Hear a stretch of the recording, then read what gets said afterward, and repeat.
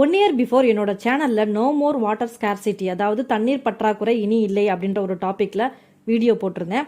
அதில் தென்னாப்பிரிக்கா எதிர்கொண்ட டே 0 பற்றி பேசியிருந்தேன். அதாவது சுத்தமாக தண்ணியே இல்லாமல் போகிறது. அதோட 2018 எடுத்த ஒரு சர்வேல 14 நாடுகளில் இதே மாதிரி டே 0 ஏற்படும்னும், அதில் இந்தியாவில் இருக்கக்கூடிய பெங்களூரும் ஒன்றும் அப்படின்ற பற்றியும் நான் பேசியிருந்தேன்.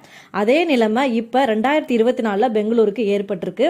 சுத்தமாக தண்ணியே அங்கே இல்லை. அதாவது குடிப்பதற்கான தண்ணியே இல்லை. ஸ்கூல் காலேஜஸ் எல்லாமே லீவ் விட்டுருக்காங்க.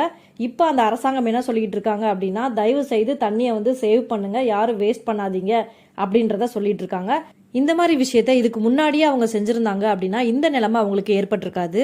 இப்போ பெங்களூருக்கு ஏற்பட்ட அதே நிலைமை நம்மளுக்கும் ஏற்பட எவ்வளோ காலம் ஆகும்னு நீங்கள் நினைக்கிறீங்க? ஏன்னா பெங்களூரு ஒன்றும் வேற எங்கேயோ இல்லை, நம்ம இந்தியாவில் தான் இருக்குது. ஸோ உங்கள் எல்லாருக்கும் என்ன செய்யணும் அப்படின்றது தெரியும். தண்ணியை சேமித்து வைங்க. அப்படி இல்லைன்னா டே 0 நம்மளும் ரொம்ப சீக்கிரமே எதிர்கொள்வோம்.